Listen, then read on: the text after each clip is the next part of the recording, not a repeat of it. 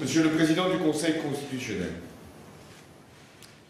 Mesdames et Messieurs les Présidents, Mesdames, Messieurs, en ce jour où je suis investi de la plus haute charge de l'État, j'adresse aux Français un message de confiance. Nous sommes un grand pays qui, dans son histoire, a toujours su affronter les épreuves et relever les défis qui se présentaient à lui. À chaque fois, il y est parvenu en restant lui-même, toujours dans l'élévation et l'ouverture, jamais dans l'abaissement et le repli. Tel est le mandat que j'ai reçu: redresser la France dans la justice, ouvrir une voie nouvelle en Europe, contribuer à la paix du monde comme à la préservation de la planète. Je mesure aujourd'hui même le poids des contraintes auxquelles notre pays fait face: une dette massive, une croissance faible, un chômage élevé, une compétitivité dégradée et une Europe qui peine à sortir de la crise. Mais je l'affirme ici, il n'y a pas de fatalité. Dès lors qu'une volonté commune nous anime, qu'une direction claire est fixée et que nous mobilisons pleinement les forces et les atouts de la France.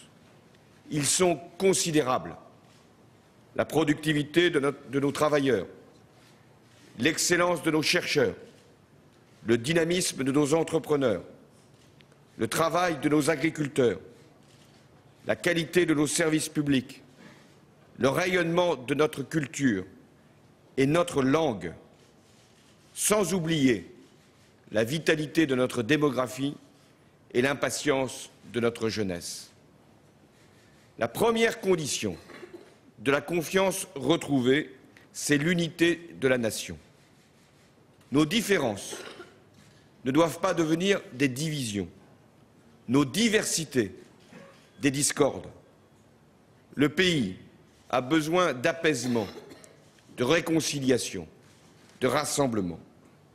C'est le rôle du Président de la République d'y contribuer, faire vivre ensemble tous les Français, sans distinction d'origine, de parcours, de lieu de résidence, valeur, celle de la République. Tel est mon impérieux devoir, quel que soit notre âge, quelles que soient nos convictions, où que nous vivions, dans l'Hexagone ou dans les Outre-mer, dans nos villes, dans nos quartiers, dans nos territoires ruraux, nous sommes la France. Une France non pas dressée contre une autre, mais une France réunie dans une même communauté de destin. Et je réaffirmerai en toutes circonstances nos principes intangibles de laïcité, comme je lutterai contre le racisme, contre l'antisémitisme et contre toutes les discriminations. La confiance, c'est l'exemplarité. Président de la République, j'assumerai pleinement les responsabilités exceptionnelles de cette haute mission. Je fixerai les priorités, mais je ne déciderai pas de tous, pour tout et partout. Conformément à la Constitution, le gouvernement déterminera et conduira la politique de la nation. Le Parlement sera respecté dans ses droits. La justice disposera de toutes les garanties de son indépendance. Le pouvoir, au sommet de l'État, sera exercé avec dignité mais simplicité, avec une grande ambition pour notre pays et une scrupuleuse sobriété dans les comportements. L'État sera impartial parce qu'il est la propriété de tous les Français et qu'il n'appartient donc pas à ceux qui en ont reçu pour un temps limité la charge. Les règles de nomination des responsables publics seront encadrées et la loyauté, la compétence et le service de l'intérêt général seront les seuls critères pour déterminer mes choix pour les grands serviteurs de l'État. La France a la chance de disposer d'une fonction publique de grande qualité. Je veux lui dire ma reconnaissance et l'attente que je place en elle et en chacun de ses agents. La confiance, elle est dans la démocratie elle-même. Je crois à la démocratie locale et j'entends la revivifier par un nouvel acte de décentralisation susceptible de donner des libertés nouvelles pour le développement de nos territoires.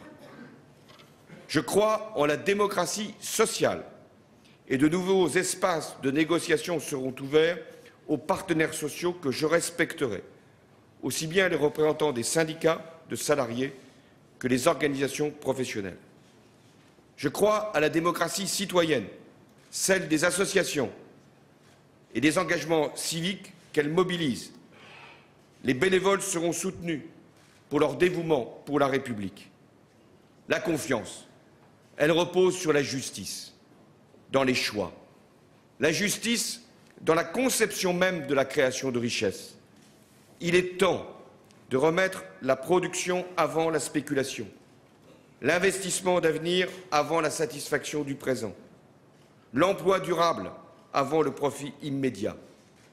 Il est temps d'engager la transition énergétique et écologique. Il est temps d'ouvrir une nouvelle frontière pour le développement technologique et pour l'innovation. Mais la justice, elle est aussi dans la répartition de l'effort indispensable. Il ne peut pas y avoir des sacrifices pour les uns toujours plus nombreux et des privilèges pour les autres sans cesse moins nombreux.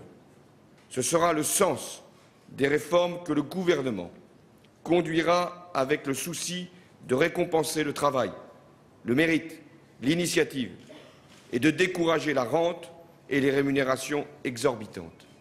La justice, ce sera le seul critère sur lequel chaque décision publique sera prise, au nom de la République. Enfin, la confiance. C'est à la jeunesse que la République doit l'accorder.